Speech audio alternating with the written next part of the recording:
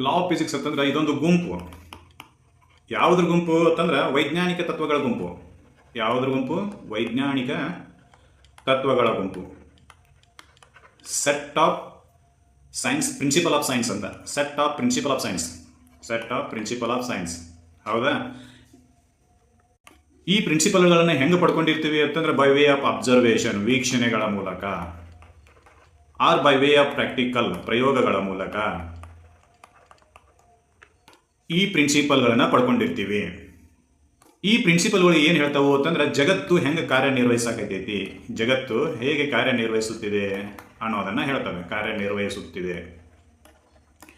ನಿರ್ವಹಿಸುತ್ತಿದೆ ಅನ್ನೋದನ್ನು ಪ್ರಸ್ತುತಪಡಿಸ್ತಿರ್ತವೆ. ಅದಕ್ಕೆ ಇವುಗಳನ್ನು ನಾವೇನಂತೆ ಕರಿತೀವಿ ಅಂತಂದ್ರೆ ಲಾ ಆಫ್ ಫಿಸಿಕ್ಸ್ ಅಂತ ಕರಿತೀವಿ. ಫಿಸಿಕ್ಸ್ ಅಂತಂದ್ರೆ ಭೌತಿಕ ಜಗತ್ತು ಅಂತ ಕರಿತೀವಿ. ಏನು? ಲಾ ಆಫ್ ಫಿಸಿಕ್ಸ್ ಅವು ಏನಾಗಿರ್ತಾವೆ ಅಂತಂದ್ರೆ ಗುಂಪುಗಳಾಗಿರ್ತವೆ. ಸೆಟ್ ಯಾವುದರ ಗುಂಪು?